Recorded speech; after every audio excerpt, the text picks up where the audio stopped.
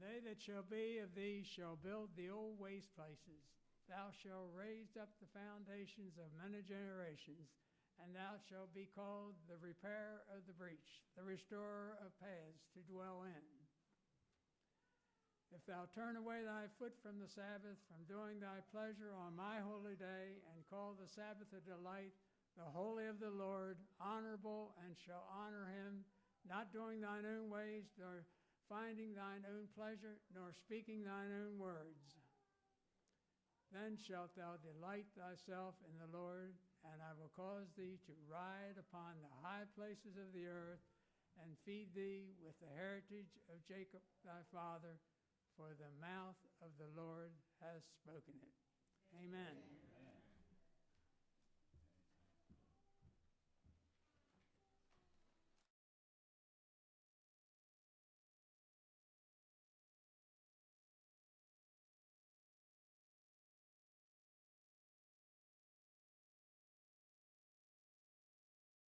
I heard my wife singing words when we got married. She was singing my praises. You know, good looking and all that stuff. But I'm so glad to hear today about that. Praise the Lord. If you're not a member of our church yet, raise your hand. Please raise your hand. We have a gift. Bob, give me a hand. Don't worry, I'm not going to ask you to become a member today. We're not going to baptize you. We're not going to request a transfer. Do not worry about that. We have a gift. Raise your hand if you're not a member yet. Bob, let's give him away. Dickens, give us a hand over here. Dickens, raise your hand, everybody. Raise your hand. Start over here. These are recyclable bags that you should use when you go shopping, you go traveling, you want to go to a river, whatever you want to do. You can use those, and you could recycle them. You don't have to, when you go shopping, don't buy a bag. Just use that to help the environment. But at the same time, I want us to take a souvenir. So everybody raise your hand, whatever you are. If you're not a church member of Wilna, if you're not a Wilna Seventh-day Adventist Church member, we have somebody over here too, Bob, in the front. There's a lady here. And in the back, Alex, do your family got one already? Does your family? They don't have one? Okay. Do we have more bags, Bob? Sounds like we're going to run out of them, which is good. And the back over there by Alex says, Alex, raise your hand over there, Alex. Raise your hand over there. Make sure the whole family has. Do we have more, Bob, in the back or something? We have? Okay, bring them out. Bring them all out. If you want to give it away to someone that you know, a friend, a relative, give it away and come back to us and let me know. We'll give you more. This is a way for us to promote the gospel, but at the same time, we are promoting the environment, all right? We're green. And so don't buy a bag, pass it along, and come back and talk to Bob and tell him, hey, I run out of bag. I give mine away. Can I please have one? Now, we have two styles. The latest, this one, I prefer more than the other one, but we're going to give it away. Anyway, we want you to go with a souvenir from us. Raise your hand if you haven't get one, please. Raise your hand if you haven't get one today. In the back over there, yeah, make sure they get one. Anybody else need one? Raise your hand if you haven't get one. On the back over here, we have a wonderful group over here visiting us. These people over here, about right here in front of Gene, there's a group, a wonderful group. Guys, where are you visiting us from? I want to hear from you. Would you mind telling us where you guys visiting us from? All that group? New York. Welcome. Welcome. Everybody, let's give them a welcome. Come on, let's give them a welcome. Yes, God bless. God bless. Thank you for choosing Wilna, and we appreciate that. Let's go to our Bible study. Is anybody else missing? Is anybody else missing a bag? I have another one here, and these are my preferred, but I'll take it. If you see me outside, if you don't have one, okay. Let's go to our Bible study today, please. We're studying the Sabbath. We've been doing a study on the Sabbath for a long time because I believe that, it's not just a command. The Sabbath is broader than we think, and we're digging into it to understand why is it that God and how is it that it's related to us in the whole sense of the gospel. So we are now in the book of Isaiah 58. And one of the things that I loved about the chapter 58, Isaiah 58, notice that the prophet, if you go to verse 1, Isaiah, if you can put it out there, please. If you can put 1, 2, and 3, and so on. You notice the one thing. Remember, they're suffering. The people is still suffering. They're being abused. They're being mistreated. But there's something going on here. Notice that what God is telling them. There's a little bit of judgment going on. And that's what verse 1 and 14 comes in. Verse 1 starts saying, cry out loud, spare not. Lift up thy voice like a trumpet, and show my people their transgression, and the house of Jacob their sins.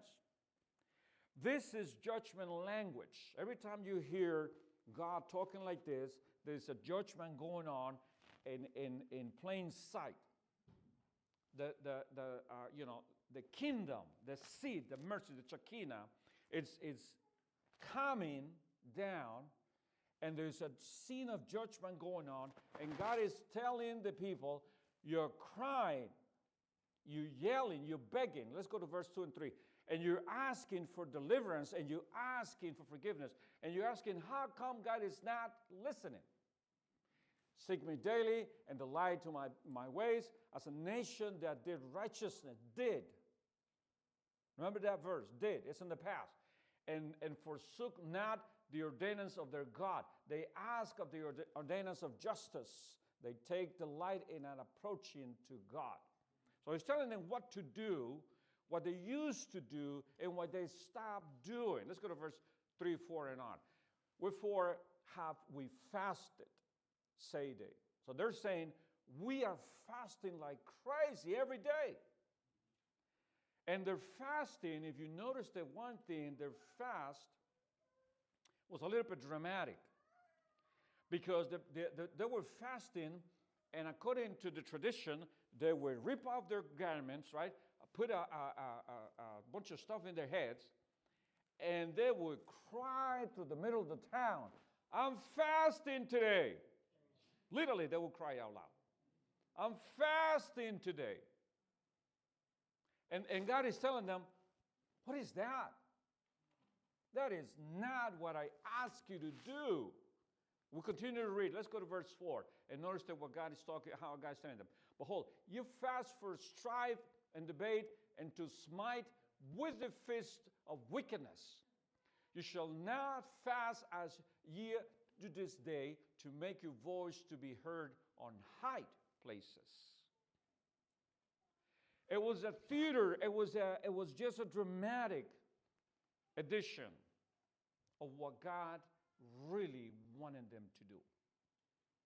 Our God is more personal. He doesn't care about huge places and, beautiful places and expensive stuff around. He's more concentrated on our relationship with Him.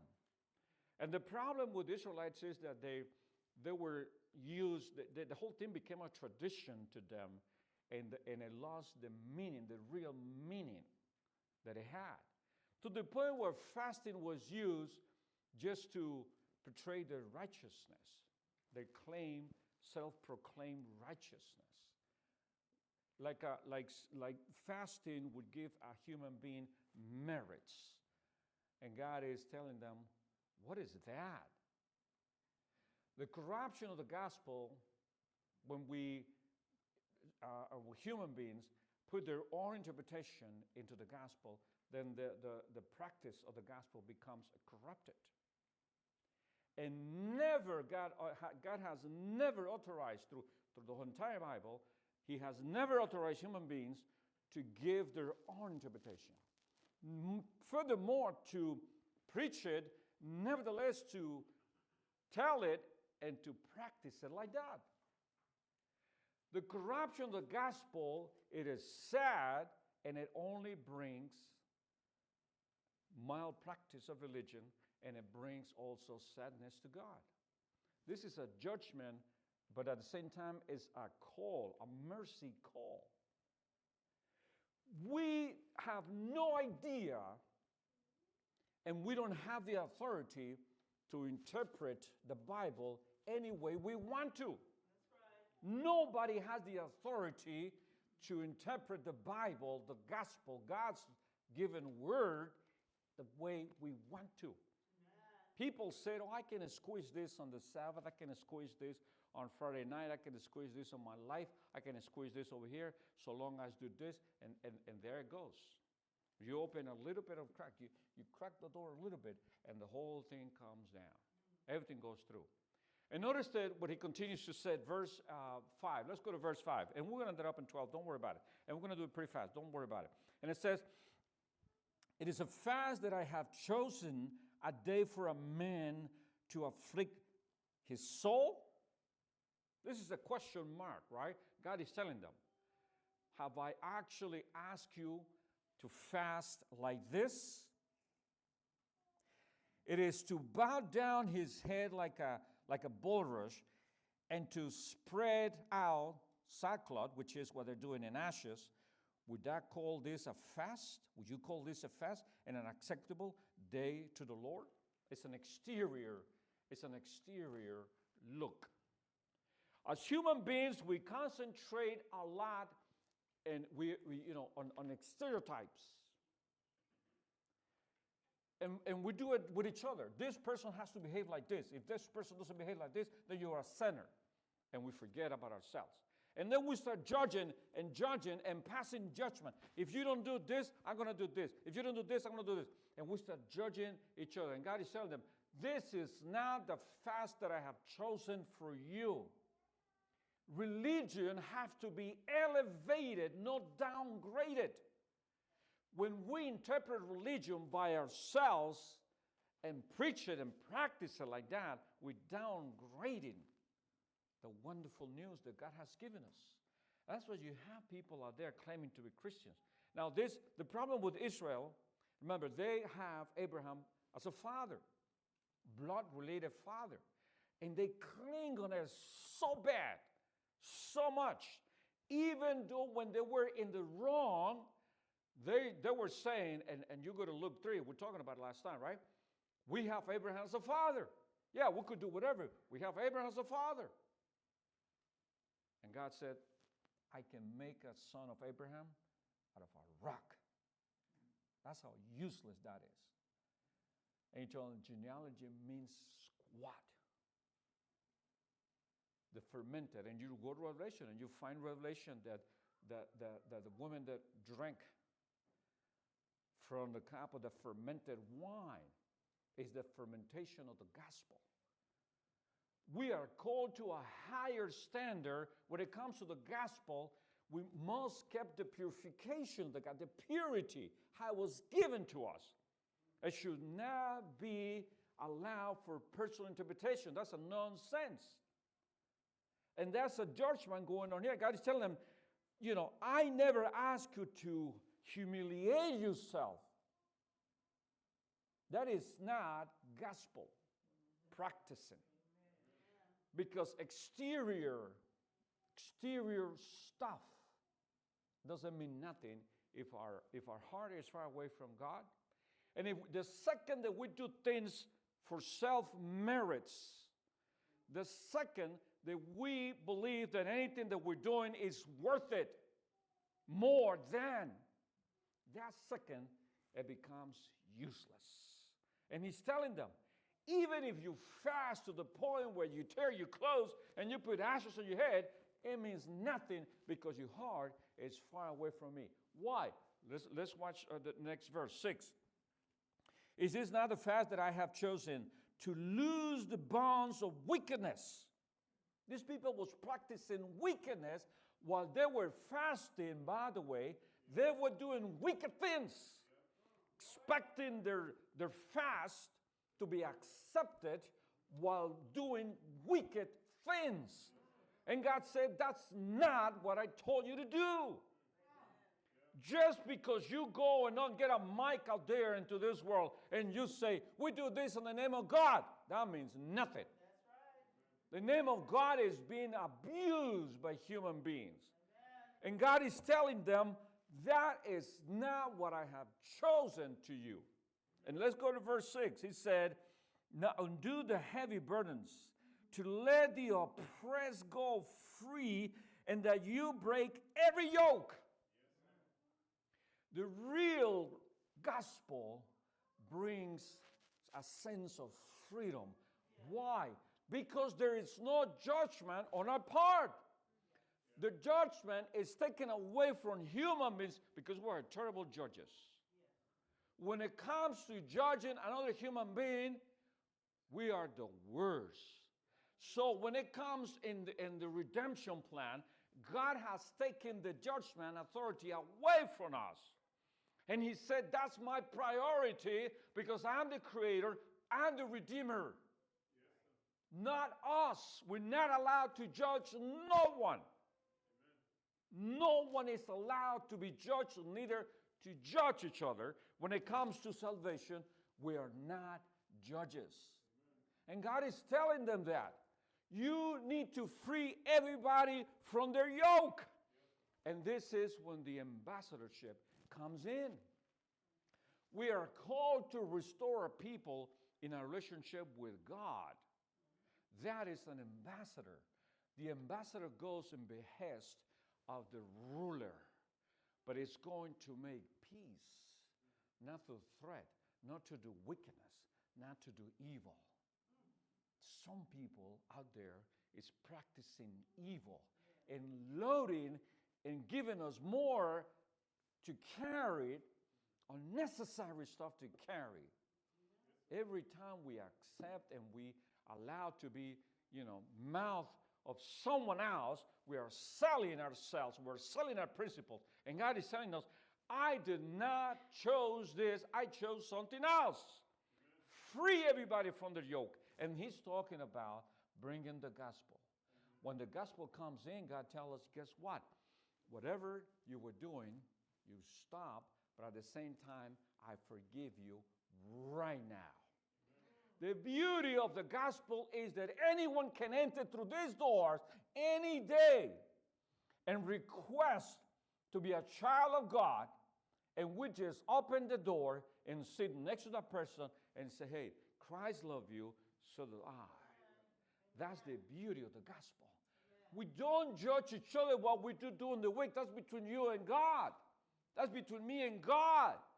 We come here to accept, to embrace one as one in God. So he's calling right here is a call to get out of what they're doing. Verse 7, it is not to share your bread with the hungry.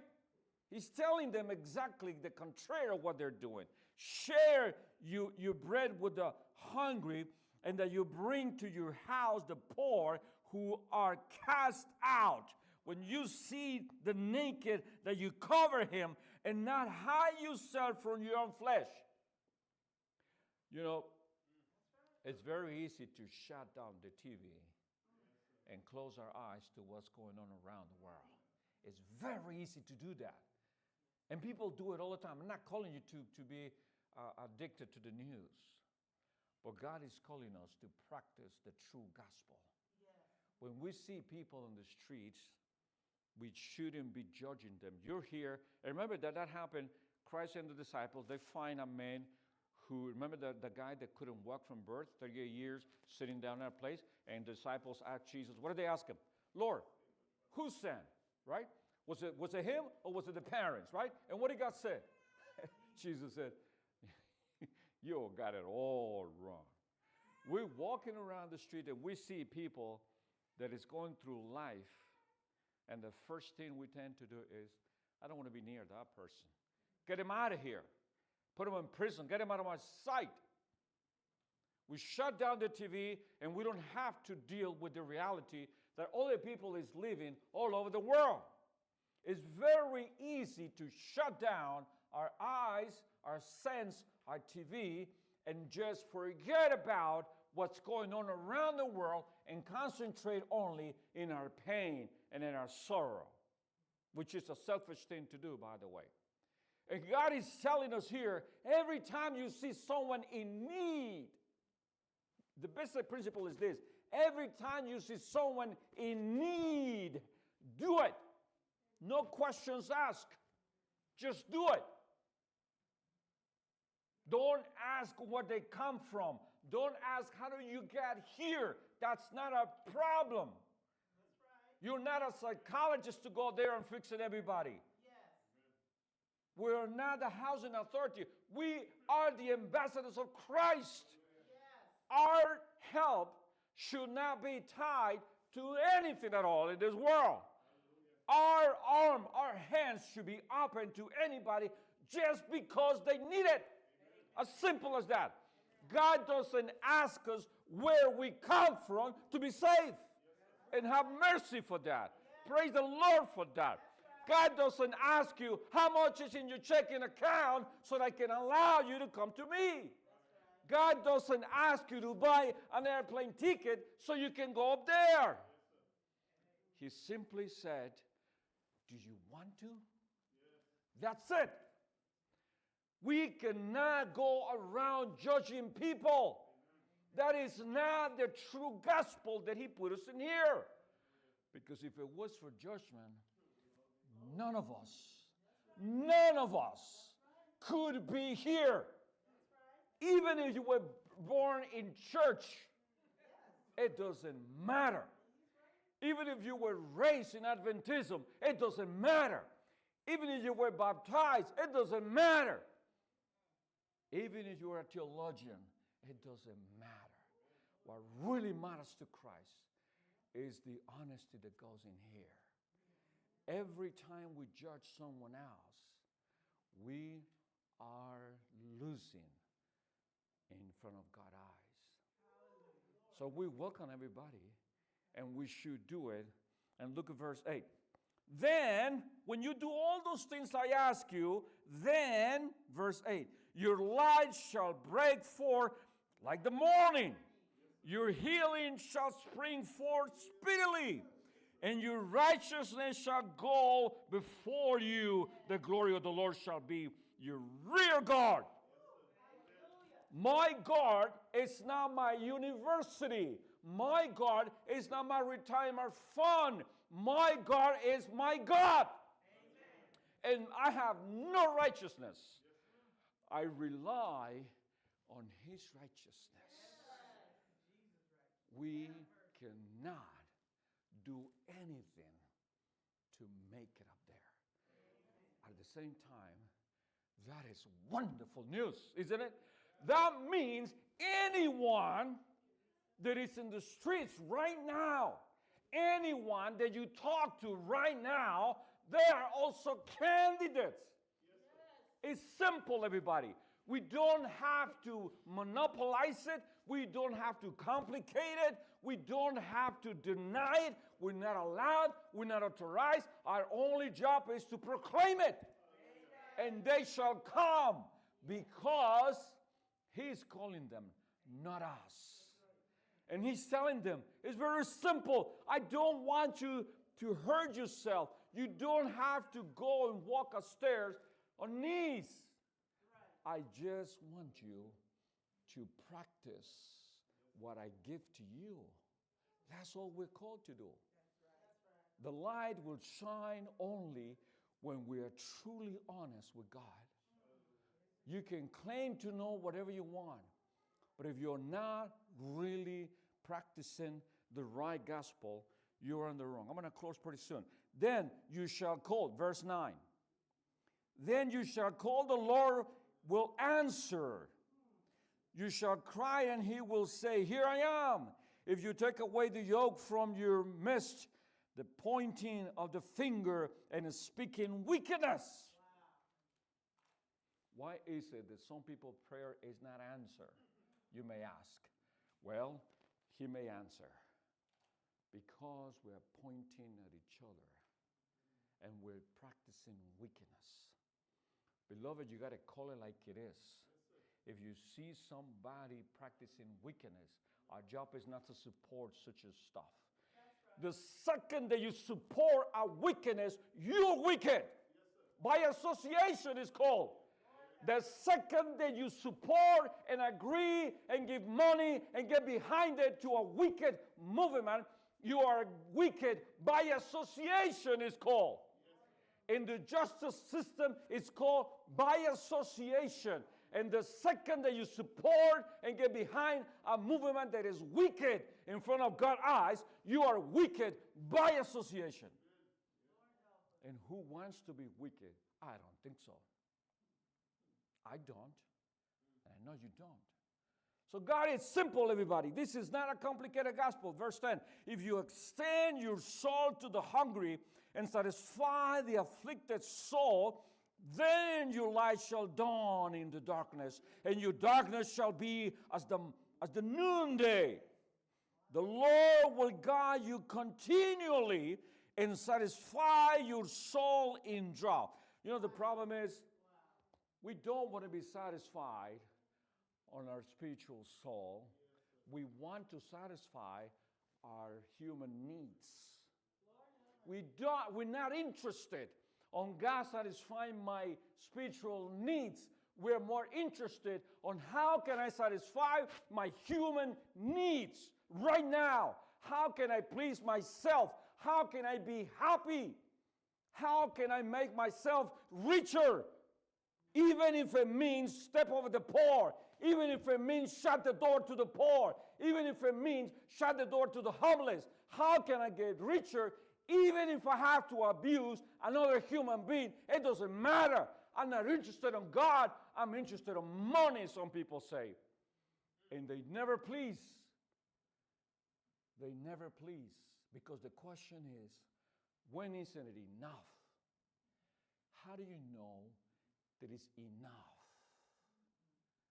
You don't know. Take a look around. The people that is the richest the most always wants more. Because they don't understand what's enough. You know why they don't know what enough is? Because they don't understand the word content. They don't know what content means. And content means, in this context, that God satisfies your soul. Content means, I'm grateful that you promised salvation to me. Going to heaven means more to me than live on earth like someone that has no restrictions. It's very dangerous to abandon the rail. When a human being walks around without rails, it's crazy what they can do. In Europe, thousands of people are dying daily for a piece of land. Because someone wants a piece of land bigger than what they already have. We don't know what content means. We don't know when enough is enough. You know, I struggle with that. I'm honest with you. I struggle with that. I used to struggle with that. And sometimes I still do. I'm being honest with you. I struggle when enough is enough. And you know how I learned enough is enough? Few times God had to take away from me what little did I had so that I can understand that what I really had, it was enough. Many times I struggled with God. I want more. I want to be rich. I want to make money. I want to have enough. Then God say, what I give you is enough. And I said, no, God, I want more. So he took it away from me. And for a whole year, I didn't see the light. And then God said to me, when did you have it last? I said, God, I had it last when I was doing this a year ago. He said, okay, is that enough now? Yes, God, that's more than enough. Then he gave it back to me, and I praise his name for that. I had to learn the rough way that enough is what I have. Because it's not about money, beloved. It's about having God. It's about having the assurance of a salvation. And even though that I'm aging, but you see, I age like every 30 years. I don't age normally, I promise. I do, I really do. I don't age normally for some reason. At least that's what I tell myself. That's how I fool myself. That's how I make myself calm down. You know, I age every 10 years or 20 years. I don't age normally. I really don't. I really don't. I was struggling with that.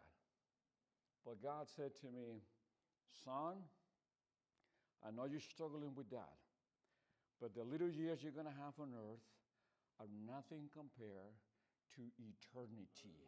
So let this be enough. And while you're alive, he said to me, while you are still walking because I want to, because I allow it, because I tell you to, do righteousness. Be a justice man. Don't do unrighteousness. Then I understood that I have to deal with that. I have to accept it. Because when I start looking at the little life I have here, I lose sight of eternity. And that's when I struggle. And when we struggle, then it's when we make mistakes. So I say to you, everybody, we're going to continue this later on. But what I want to say is this. We are not called to be judges, but we are called to practice righteousness and justice. And the Sabbath is going to come in. Now, you know that in verse 14, 12 to 14, God is going to give them the Sabbath in chapter 58. But before he gave them the Sabbath, and by the way, in verse 12 and 14, God is planning their future deliverance. They were on a slavery status. And I propose to you that we're running through the same train. We are slavery of sin, and God is calling us to deliverance. Before they were delivered, God was going to give them the Sabbath. Before they were delivered, God calls them to practice righteousness. And he said, stop the wickedness and start practicing. And don't fast. I'm not interested in you doing sacrifices. I'm more interested in your honesty. Practice the gospel the right way. Then when you cry, I will hear you. Some prayers are not answered because the practice has gone wrong. Nevertheless, also, sometimes God wants us to do something else. Whatever it is the case, beloved, we are called to practice righteousness and justice. God bless.